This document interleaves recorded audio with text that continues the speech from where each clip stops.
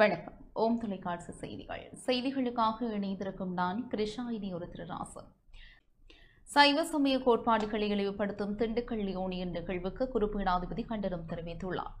எமது சைவ சமய கோட்பாடுகளையும் மக்களின் இறை நம்பிக்கையையும் வழிபாடுகளையும் இழிவுபடுத்தும் வகையில் பட்டிமன்றங்கள் நடாத்தி வரும் திண்டுக்கல் லியோனியின் நிகழ்வை சர்வதேச இந்து மத குருபீடாதிபதி அகில இலங்கை சபரிமலை ஸ்ரீ சாஸ்தா பீடத்தின் சார்பில் வன்மையாக கண்டிப்பதாக சர்வதேச இந்து மத குருபீடாதிபதி மகாராஜ ராஜகுரு ஸ்ரீ ஐயப்பதாச சாம்பசிவ சிவாச்சாரியார் தெரிவித்துள்ளார்.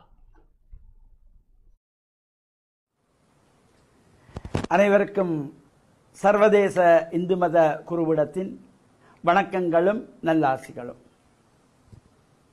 இலங்கை திருநாட்டிலே கொழும்பு பம்பலப்பிட்டி கதிரேசன் மண்டபத்திலே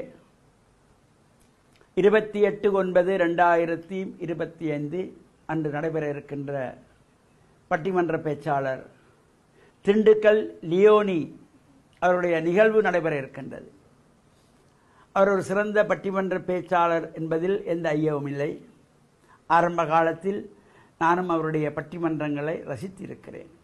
காலப்போக்கில் அவருடைய பேச்சுகள் பிற மதங்களை சாடுகின்ற வகையிலும் மத நம்பிக்கைகளை மத வழிபாடுகளை இழிவுபடுத்துகின்ற வகையிலும் பொதுவாக இந்து மதத்தை இந்து மதத்தினுடைய கலாச்சார நிகழ்வுகளை இழிவுபடுத்துகிற வகையிலே இந்து மக்களுடைய மனதை வேதனை அடைகின்ற வகையிலே அவருடைய பேச்சுகள் சென்று கொண்டிருக்கிறது. பணத்துக்காக இவ்வாறான பட்டிமன்றங்களை அவர் செய்து கொண்டிருக்கிறார். இது வன்மையாக கண்டிக்கப்பட வேண்டியது. அவ்வாறான நமது சமயத்தையும் கலாச்சார வழிபாடுகளையும் சமய விழுமியங்களையும் கேலியாக கிண்டல் செய்து இந்த பட்டிமன்றங்களிலும் ஏனைய மேடை பேச்சுகளிலும் இவ்வாறான இந்து மக்களுடைய மனதை புண்படுத்துகின்ற வகையிலே இழிவாக நடந்து கொண்டிருக்கின்ற திண்டுக்கல் லியோனி அவர்களுடைய நிகழ்வு நடைபெறுவதற்கு அனைத்து சைவ மக்களும் இந்து மக்களும் அனைத்து அமைப்புகளும் தங்களுடைய எதிர்ப்புகளை கண்டன ஆர்ப்பாட்டங்களை தெரிவிக்க வேண்டும்.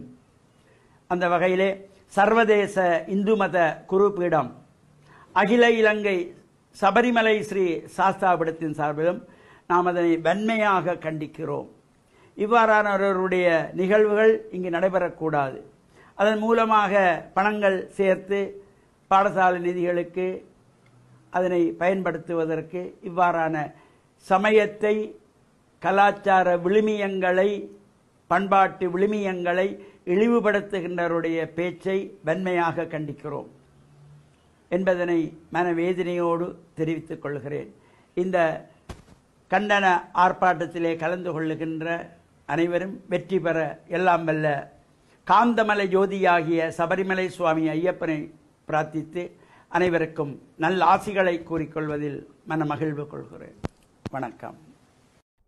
இத்துடன் இந்த செய்தி அறிக்கை நிறைவு பெற்றது. தொடர்ந்து வரும் நிகழ்ச்சிகளோடு இணைந்திருங்கள். வணக்கம்.